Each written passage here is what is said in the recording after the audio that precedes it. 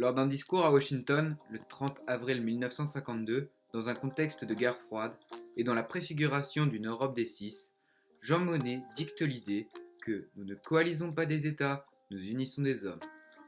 Ainsi, pour lui, l'Europe doit se construire en priorité par l'association des individus de chaque pays et non par la coopération des pays.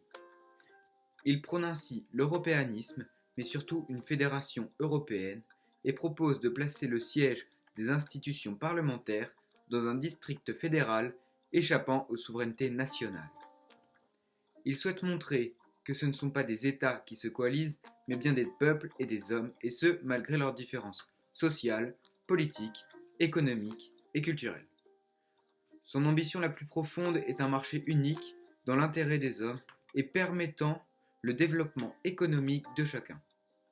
De ce fait, il rapproche les sociétés par les enjeux matériels communs, mais son objectif majeur reste un partage social. Cette citation est annonciatrice du futur destin de l'Europe, à savoir la création de l'Union européenne.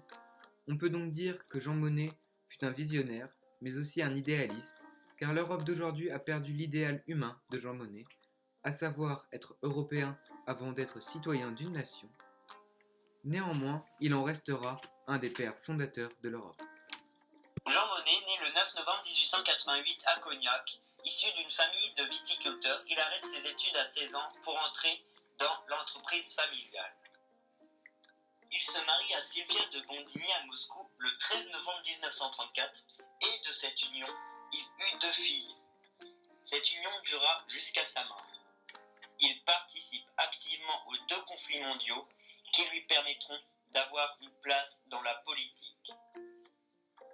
À la fin du 2e conflit mondial, Monnet travaille sur le projet de la mise en commun du charbon et de l'acier.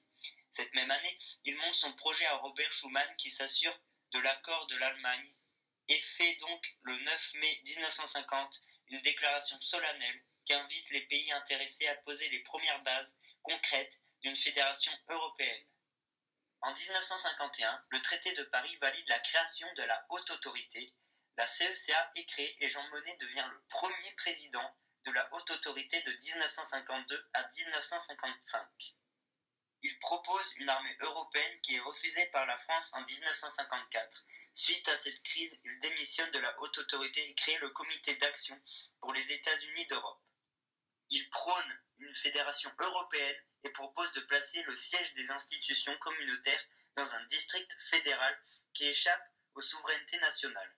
Il anime cela jusqu'en 1975 où il prend sa retraite à 87 ans pour écrire ses mémoires. Il meurt le 16 mars 1979 dans sa maison à Oujaré.